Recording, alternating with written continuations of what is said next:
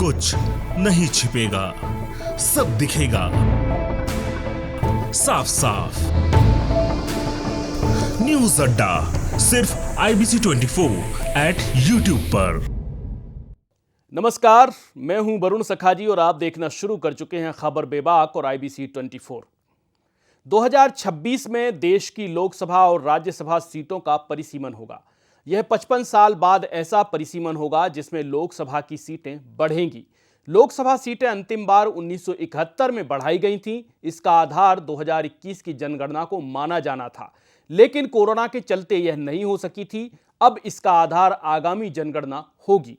परिसीमन में क्या सूरत होगी छत्तीसगढ़ की और क्या असर पड़ेंगे सियासत पर, आइए जानते हैं हमारी वीकली चुनावी सुपर स्टोरी में। देश की संसद में अभी बैठक व्यवस्था अपर्याप्त है। ऐसे में वर्तमान संसद भवन को देखते हुए सीटों की संख्या बढ़ाना संभव नहीं है, लेकिन निर्माणाधीन सेंट्रल विस्टा बनने के बाद सीटें बढ़ाई जा सकती हैं। सेंट्रल विस्टा में 1272 सीटें। निर्माणाधीन सेंट्रल विस्टा को 2026 तक पूरा कर लिए जाने का लक्ष्य है। इसका निर्माण टाटा, शाहपुरजी जैसी बड़ी एजेंसियां कर रही हैं। इसे रोकने के लिए कोर्ट कचहरी से लेकर संसद तक में विरोध प्रदर्शन होता रहा है, लेकिन इसकी रफ्तार नहीं थमी।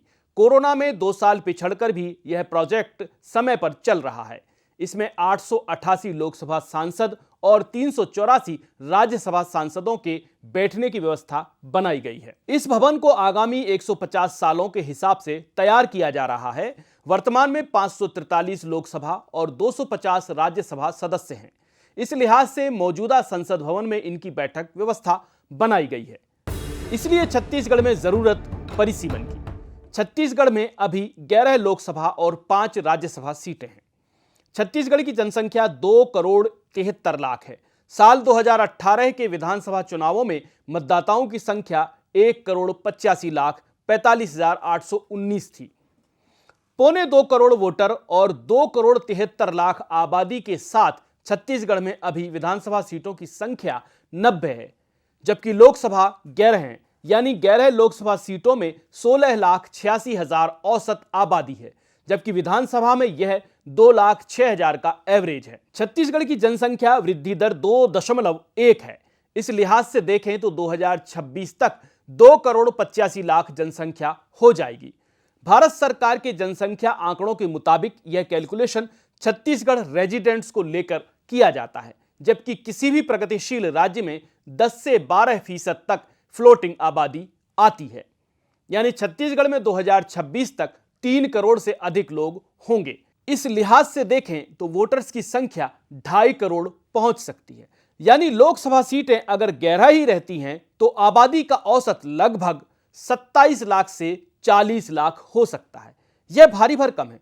दुनिया भर में जहां वेस्टमिंस्टर सिस्टम यानी एक समान मताधिकार के जरिए चुनाव प्रणाली लागू है, वहां एक प्रतिनिधि 8 से 11 लाख से अधिक आबादी और 5 से 8 लाख से अधिक मतदाताओं का प्रतिनिधित्व नहीं करता। जबकि वर्तमान में छत्तीसगढ़ की 11 सीटों पर 1,85,00,000 वोटर का औसत निकालते हैं तो यह 17 लाख का होता है। देश में बढ़ जाएगा छत्तीसगढ़ का दबदबा। वर्तमान में छत्तीसगढ़ से 3.5 गुना छोटे केरल में 20 लोकसभा सीटें आती हैं, लेकिन छत्तीसगढ़ में 11 सीटें ही आती हैं। लेकिन छत्तीसगढ़ में सिर्फ 11 इसलिए आती हैं क्योंकि यहां का कैलकुलेशन हिंदी राज्य के हिसाब से किया गया था। 2026 में होने जा रहे परिसीमन में छत्तीसगढ़ में लोकसभा की सीटें 17 हो सकती हैं, जबकि राज्यसभा की सीटें बढ़कर 7 की जा सकती हैं। एक अनुमान के मुताबिक छत्तीसगढ़ में 17 लोकसभा सीट होने के बाद यहां सीट वाइज आबादी का औसत करीब 50 लाख और मतदाताओं का औसत करीब 20 लाख तक हो जाएगा। यह आदर्श स्थिति तो नहीं कहलाएगी, लेकिन आदर्श के करीब करीब जरूर कहलाएगी। 11 से 17 होंगी तो 6 कौन सी सीटें बनेंगी? अगला संग्राम अपेक्षाओं का होगा।